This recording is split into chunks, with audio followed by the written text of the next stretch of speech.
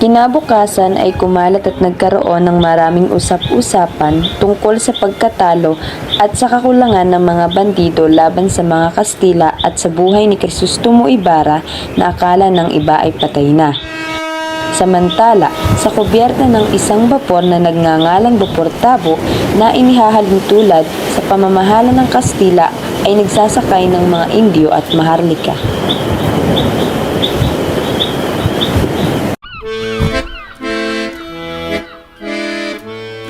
Nakikita niyo ba ang mga suot ko? Walang wala sa mga suot niyo. Pambihira talaga yung asawa ko. Nayasan na naman ako.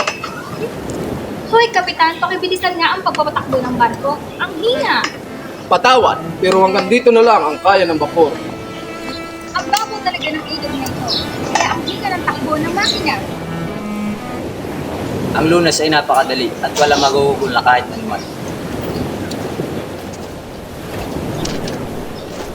Walang dapat gawin kundi isang ilog mula sa pagpasok ng ilog hanggang sa paglabas na maglalago sa Maynila. Makakatipid tayo sa lupa, mapaiksi natin ang dinaraanan at maiwasan natin ang pagkakabuhay sa ilog. Hindi ako makakasang-ayon sa panukala mo, Will. Napakalaking pera ang maguhugol at masisira pa ang ibang kabayanan. Pwes, hayaang masira ang dapat masira. At saan namin kukunin ang ibabayad sa manggagawa? Baka mamaya magdulot niya ng himagsikan. Wag silang bayaran, mga bilanggo ang gagawa ng kanal. At kung hindi ay sasamahan ng mga mamamayan. Himagsikan, kabaliwan, naghihimagsipan ba mga Hudyo o ang mga Ehipto? Ngunit wala tayo sa Ehipto ng mga Hudyo, Pinupisino. Ikinalulungkot ko, pero hindi ako sang-ayon sa gusto. Sa kabilang dako ng barko, may dalawang estudyanteng nakikipagtalo sa isang matanda. Kapatid niya ng wikang Kastila. Kaya kakundiyan may sasaktuparan. Isa sa pagbuparan ko. Niragaluhan ko ng dalawang kabayo si Padre Herrera at nakakamakikipagkita sa Kapitan General. Kung sa bagay, hindi masama ang panukalang iyan. Pero sa panahon namin, dati nang pinag-aaralan.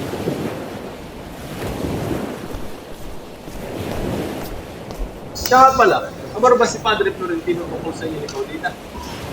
Wala siyang tutol. Nagbigay pa nga siya ng mga payo tungkol sa pag-asawa. Pero ang tanging lang ay si Doña Victorina. Pumapayag na lang ako, baka sa takot na mawala ng katipan. Ang totoo, nagtago si Don Tiburcio sa bahay ng aking amain. Huwag mo sana munang ikagalit din ang sa ganit. Totoo bang napakahirap ng mga tao sa bayan ninyo kaya't walang bumibili ng mga alas? Hindi kami bumibili ng mga bagay na hindi naman kailangan. Huwag kang magalit, binata. Halina't minom na lang tayo ng serbesa. Maraming salamat, ngunit hindi kami umiinom. Ganun ba? Bakit kumukulo ang dugo mo sa kanya Isagani? Ewan ko ba, Basilio? Unang tingin ko pala sa kanya, iba na ang nararamdaman ko. Pero mag-ingat pa rin tayo. Kaibigan siya ng Kapitan General. Talaga ba? Binibisita ba niyo si Kapitan Tiago? Aba, oo. Si Kapitan Tiago ang una niyang binisita sa kanyang pagdating. At napapabalitang isa rin siyang kaagaw sa mana. Bumalik si Simon sa kubyerta at narinig na nagkikwento ang kapitan tungkol sa mga alamat. Maraming malulungkot at masayang alamat ang ilog na ito. Nariyan ang malapad na bato. Kinakatakutan dahil sa paniniwalang maraming naninira ang mga engkanto. May alamat rin tungkol kay Doña Jeronima. May magkasintahan daw sa Espanya. Naging arsobispo sa Maynila ang lalaki at nagbabalat kayo ng ating babae. Nga pa rito ay hinihiling sa arsobispo na sundin ang pangako na pakasal. Iba ang nasa isip ng arsobispo.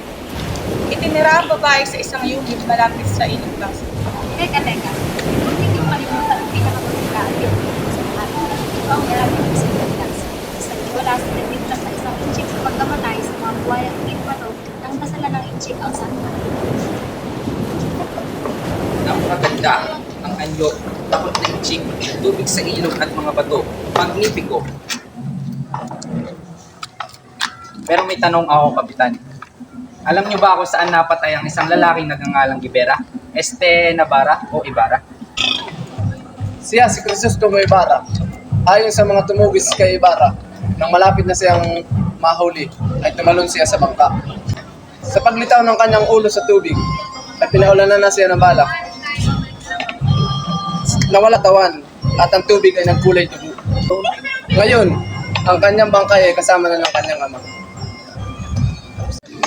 Hindi ba isa siyang pulibistero? Ibig sabihin napakamura ng kanyang pagkalibing. Ginong Simon, bakit kayo namumutla? Huwag mo sabihin ng bihasang manlalakbay ay malulula sa inyong pasig. Hindi ako nalulula. Siya nga pala, Kapitan. Ikwento niyo pa ang tungkol sa buhay ng Crisostomo Ibarra na yun. At nagkwento nga ang kapitan pero hanggang sa pagkamatay lang ni Ibarra ang natandaan. Nagsimulang magkwento si Padre Salve at nakinig ang lahat. Nakasaginawa, matalino kaya sa Europa nakapag-aral. At sa kanyang pagpabalik, nalaman niyang kahindik-hindik na nangyari sa ama. Ang kanyang katipan na si Maria Clara ay di pumayag na magpakasal kay Linares. Mas pinili pa niyang maging monk at manatili sa kumbento kahit sa pagtutod ni Padre Damaso. Walang nagawa ang padre, matatag ang paninindigan ni Maria Clara. Pinahanga ako ni Maria Clara. Bibihira na lamang ang mga babaeng ganyan. Nasaan na ba siya ngayon? Si Maria ay nasa kumbento na. Naalala niyo pa ba si Cabezang Tales? Siya ang nag-aruga kay Basilio. Ang anak niyang si Tales ay namatayan ng asawa at anak na dalaga. Siya ay naging kabesa de barangay, ngunit ayaw na niya sa trabahong ito. Kinukuha ng mga praile ang kanilang lupain. Ang anak niyang si Tano ay naging gwardiya sibil at si Huli ay napilitang isanla ang sarili para matubos ang ama. Hindi ako makapapayag. Kung aalis ka, babalik na lamang ako sa gubat. Patawad, Ingkong, pero ito lang ang solusyon para maitubos ko si Ama. Ganyan ba ka-importante ang agnas na ibinigay sa ni Basilio? Para isanla mo na lamang ang sarili mo kay Hermana Pencham? Opo, Ingkong. Binihag na nga nila si Tales. At ngayon, ikaw naman ang magpapalipin para lamang sa 250. Huwag kayong mag-alala. Ginagawa ko ito para kay Ama. Gabi na't nilalakad na ang prosesyon ng Noche Buena nang dumating si Basilio sa San Diego. Naaabala sila sa daan dahil nalimutan ng kotsero ang sedula nila at walang ilaw ang parol, kaya't binugbog ng mga gwardiya sibil. Sa bahay ni Kapitan Tiago ay nananatili si Basilio, ngunit di siya makakain ng hapunan dahil sa mga ulat na ibinigay ng utusan. Pumunta siya sa libingan ng kanyang ina na namatay 13 taon na ang nakararaan.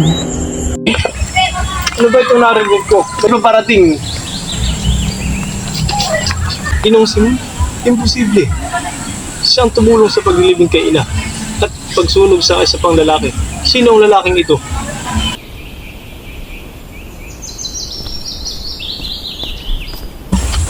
Huwag ka lumapit, ka mamatay! Ginoo! Nagkita na po tayo, 13 taon na ang nakararaan. Sino ka sa palagay mo? Ito ang taong matagal nang inaakalang patay na. Basilio, di naghahawak ng isang lihim na maaaring ikasawi ko. At tatuklasan mo pa ang aking lihim na maaaring ikasira ng aking mga balak. At kamatayan lamang ang tanging solusyon diyan. Pero ligtas ang lihim ninyo. Hindi ko marahil pagsisisihan ay kaya dapat kong patayin. Gaya ko rin, may dapat siyang ipakipagtuos sa lipunan. Ikaw at ako ay uhaw sa katarungan. Dapat tayong magtulungan. Iniwala akong karunungan lamang ang makaliligtas sa bayan. Mali ka, makakamit lamang ang kalayaan sa pamagitan ng lakas. Kung gayon, magkaiba pala tayo ng paniniwala, Ginoo. Kinagalang ko ang iyong desisyon, pero kung magbago man ang iyong isip, bukas pa rin ang tahanan ko.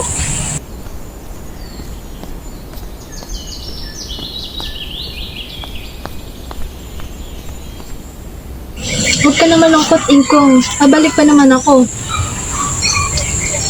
Diyos ko, kita ko na dating may-ari nito. Baka ako mahawa. Alis na ako, Ingkong.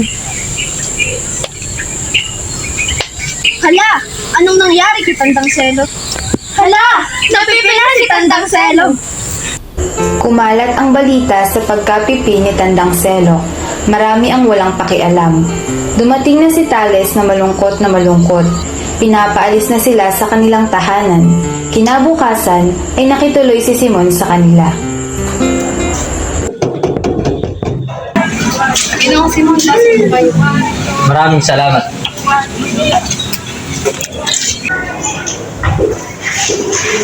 Maupo ka, Ginoong Simon. Maraming salamat. Sapat na kaya ang reporter na ito laban sa tulisan? Ewan ko po, pero marami silang baril na malayo na ang narating. Mga brilyante! Ito yung mga brilyanting mahirap at yan. Tika lang, kami sa talis. Meron ba kayong mayaalok sa akin? Wala Ginoong Simon. Nasaan po ang agnos na ibinigay ni Basilio kay Huli? Pero napaka-importante na yun para kay Huli, sa dating pag-aari ni Maria Clara. Kay Maria Clara? Oo. Paano ito napunta kay Basilio? Ibinigay daw ito ni Maria Clara sa isang ketokin na nagpagamot kay Basilio. Gusto ko itong bilhin ng 500 piso. 500 piso? Pero dapat malaman mo na ito ni Huli. Ganun ba? Ikaw ang bahala. Dumalaw si Basilio kay Hermana Penchang para tubusin si Huli.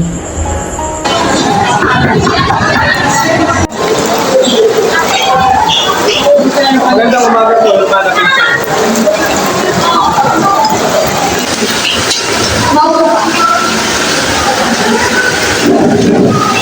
Nabalag pa ako kung pamilya si Rudy. Kung ngayon nilaman mo na hindi ko lang dapat sinupunta, hindi na naman pala tutubuan ang ating po. Sige na po, Hermana Pinsan. Kaya niyo lang po ako pamilya si Rudy. Hindi ba masapat ang ginawa niyo kung pamilya natin? Huwag na po kayo tumutulog. Handa akong magbayad. Kaya ko.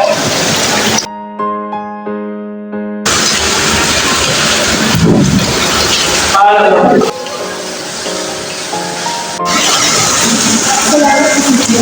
Nakita lang kitang masaya. Masaya na po. Pero hindi pa rin sa television. Kaya lang, doon na kami punta.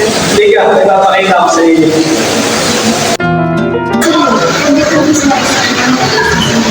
Gagawin ko ang lahat para lang sa iyo.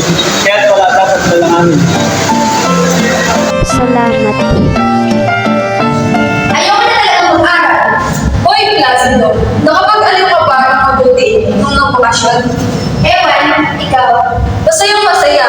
Napakaraming magagandang babae. Teka, anong nangyari sa nakalipas na araw? At sumagot si Placido at tumungo sa klase. Ngunit nagdalawang isip siya. Sa klase ng pisika, sinabi ng propesor na 15 araw nang hindi pumapasok si Placido. Ngunit hindi makapaniwala si Basilio.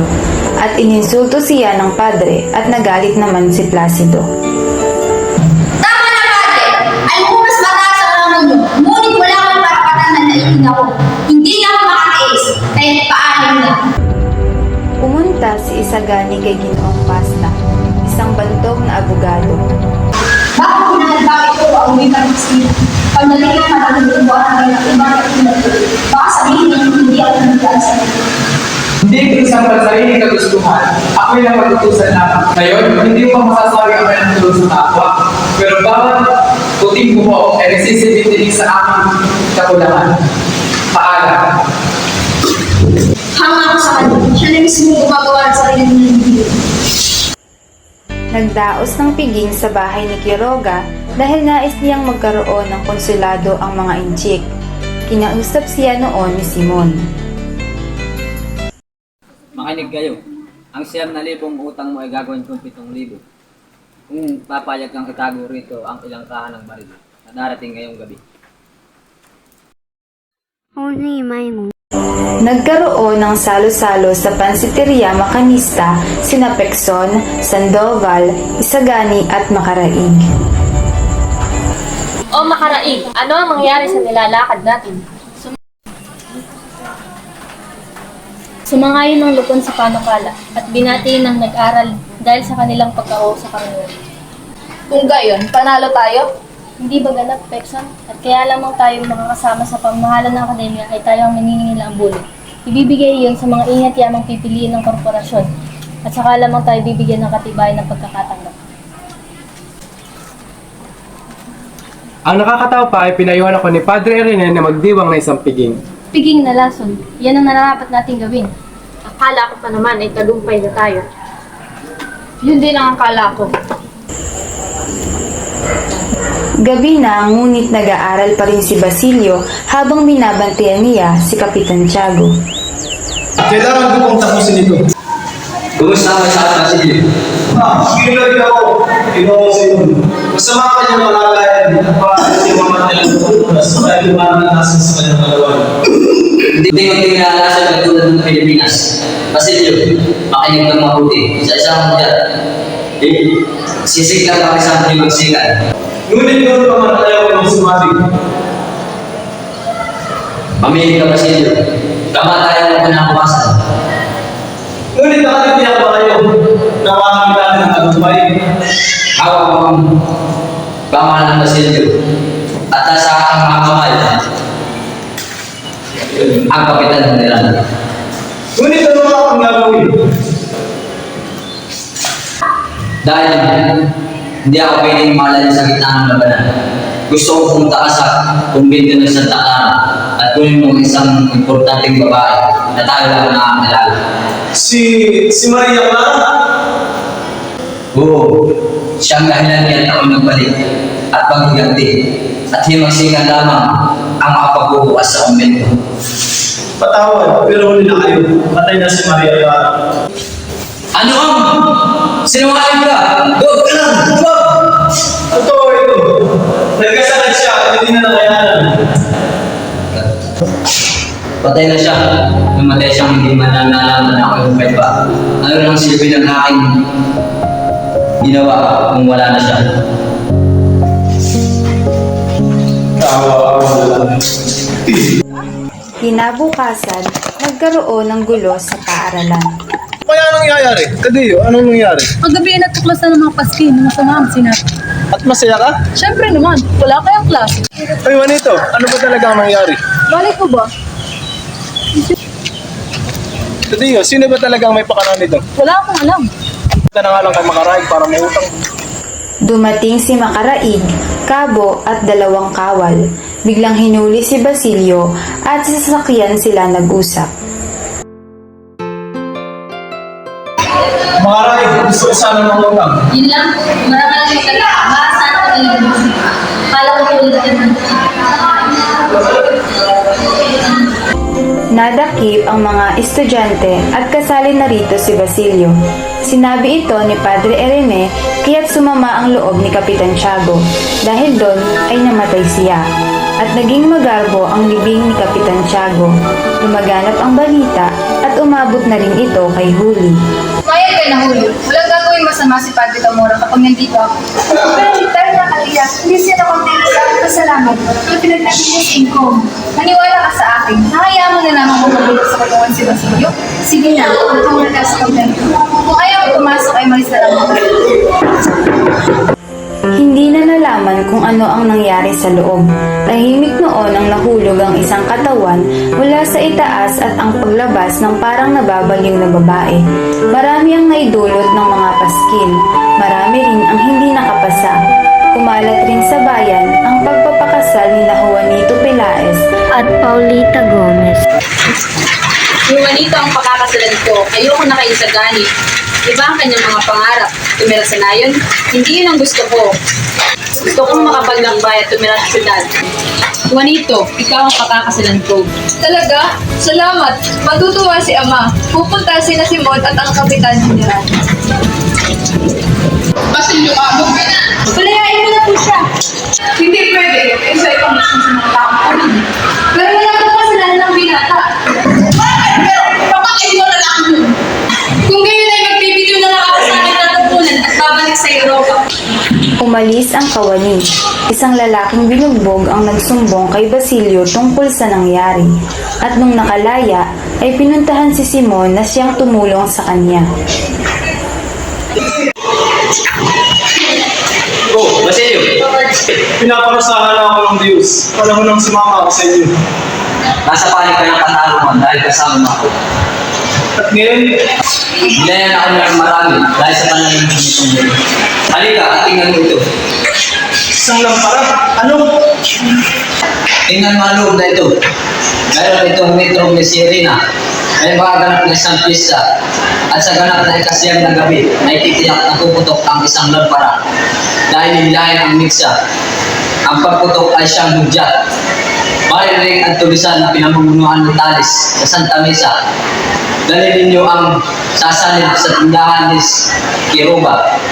At kung ayaw ay patayin, Pilipino man o Kastila, at sa ganap at kasampu ng kami ay hihintayin niyo ako sa San Sebastian.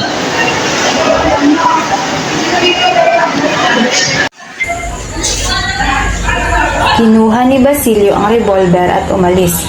Habang naglalakad ay marami siyang naiisip. Teka, sino ba nito at Tony Tella? Sila ay kinasal? Ano kaya ang nangyari kay Isagalo? Dito pala sila ay kinasal sa bahay nila Kapitan Tiago. Nakita niya si Simon na pumasok sa bulwagan ng bahay at maraming mga opisyales ang bumisita.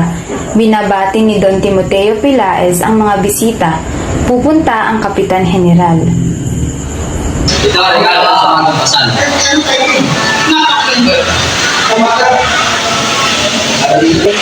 Iginalo ng kutso pero kailangan mo na lumisan. Paalam.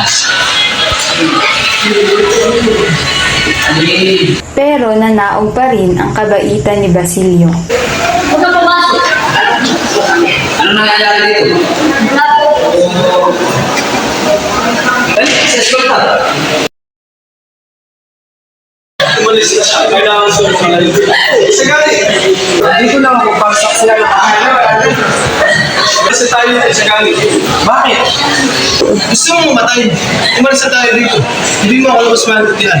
Nakikita mo ba ng parang tumutok yan? Samantala, isang liham ang nagpalipat-lipat.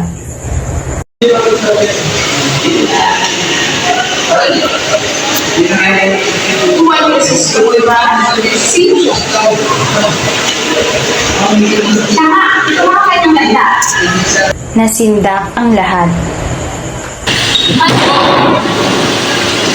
Ito natin po isipin. Isa lang ang kilo.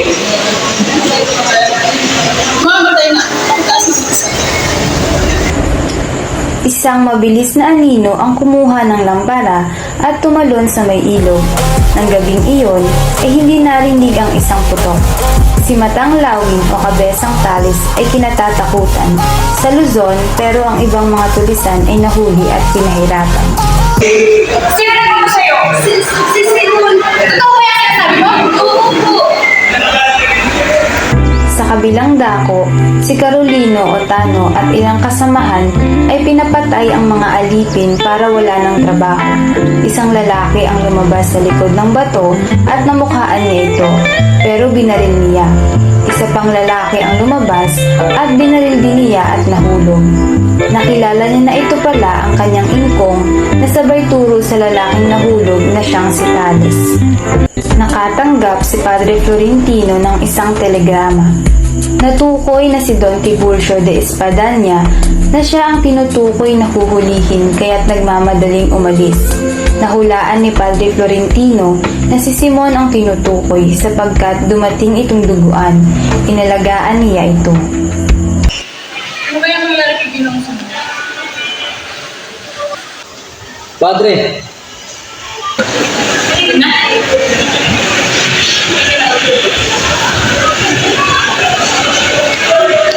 hindi ko na alam kung paano ito para sa namatay. Wala nga naman. Pero ano nga ba nangyari? Isang kasalanan sapagkat ayaw ko ng magbira. Kaya kahaan kamatayan sapagkat ng laso. At kaya pagkatapan ako sa inyo. Ako si Jesus Timotara. Diyos ko! Sana napatawad ako ng Panginoon. Magpapatawad ko. Maraming din ang kita nagtutuwa ng pamamahay.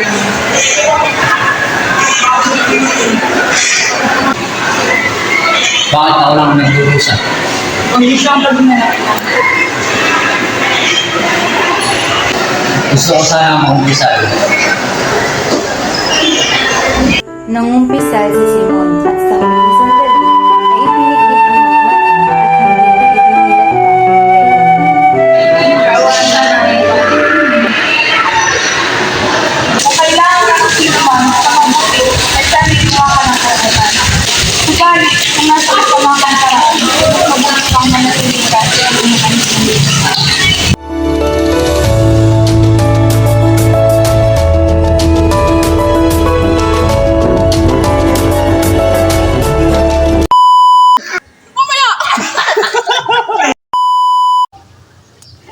action.